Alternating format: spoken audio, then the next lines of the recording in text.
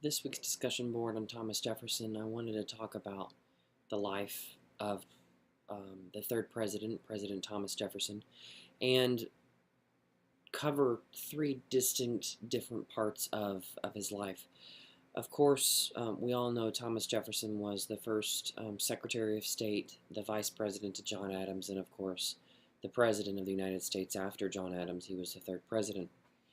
Probably the most thing that is synonymous with President Jefferson would be his purchase of the Louisiana Purchase. One of the things that I found in the biblical principles during the study of history with the Liberty University's biblical worldview is the third point they have, that God has established order, intelligence, and truth in the universe and in history. And I think that is one thing that is true of Thomas Jefferson, that he understood this, that there was order, there was intelligence, there was truth. I have a quote in this book by D. Gregorio and a quote by Jefferson that states that nature intended me for the tranquil pursuits of science by rendering them my supreme delight. By the enormities of the times in which I've lived, have forced me to take part in resisting them, obviously because of the revolution, and to commit myself on the more boisterous ocean of political passions.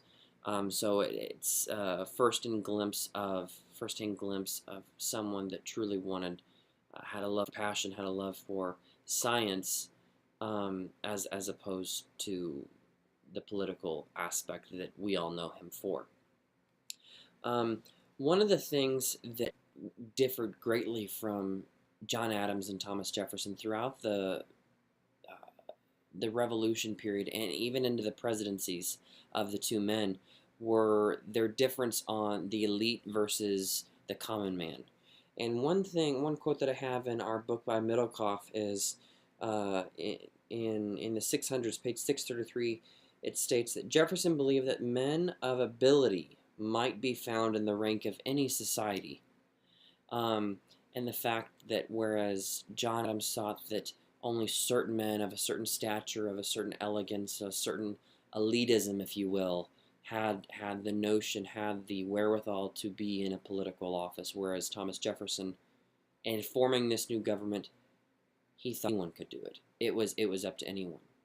One thing I found was that Thomas Jefferson authored the Kentucky Resolution in 1798, and the Kentucky Resolution, we just talked about this in the history class that I teach my high school students, how that the Kentucky Resolution was arguing for states' rights, and the fact that if a state found something unconstitutional with the federal government, they had the right to leave the Union. Now, Jefferson wasn't advocating for this to be the case when the Union had come about, but the fact that he was a firm and staunch believer not only the common man's rights, but also in states' rights, I think is very unique and something that is quite often overlooked.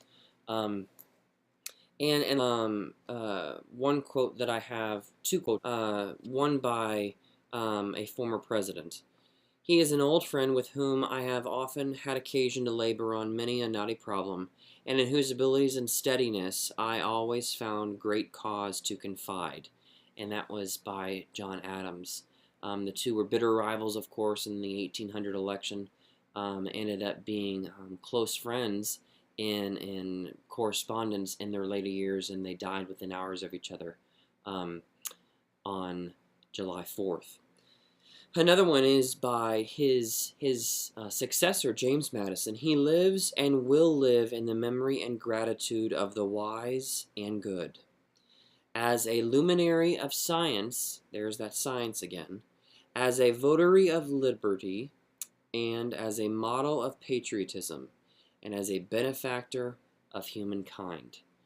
All of these things surmise Thomas Jefferson, and that it really is, he can truly be summarized in this one quote, that he really was, his time, a giant of the founders, the founding generation, with proving that there is rights and for the common man, not the elites, and rights for the states too, not just the powerful federal government.